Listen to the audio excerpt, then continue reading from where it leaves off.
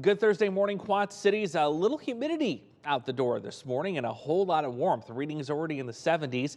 The reason for this, cold front pushing into the region. It did bring a couple of scattered light showers to areas north of Interstate 80 this morning. As you can see, that's now working its way into Indiana. Radar and satellite just after 7 o'clock this morning. The front's right on top of us, so while it's a little sticky feeling to the air right now, we're going to latch onto this cooler air and drier air to the northwest coming in as we get to this afternoon as that front continues to pull on through. We're also going to bring in some wind too. West winds today at about 10 to 20 miles per hour. That should make for a comfortable afternoon as we reach the mid 80s. Tonight, cooler, down to 60 for an overnight low with a little bit of a north breeze kicking in. Tomorrow, that north wind will stick with us, and with a couple of clouds in the afternoon, it should shave just a couple of degrees off our temperatures. We're going to go about 85 for an afternoon high. Getting into the weekend, there's very slim opportunities for rain. It's not zero, but it's also not great. A couple of showers will be possible later on Saturday and a couple more on Sunday.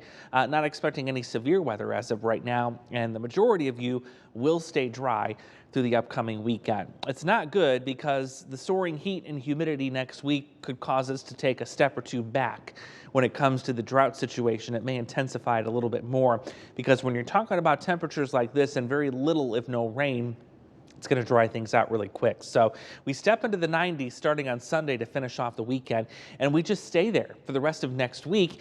And there are still indications that by Thursday, potentially extending into Friday, as RAGBRAI gets ready to enter the Quad Cities. And of course, we've got the BICS this weekend.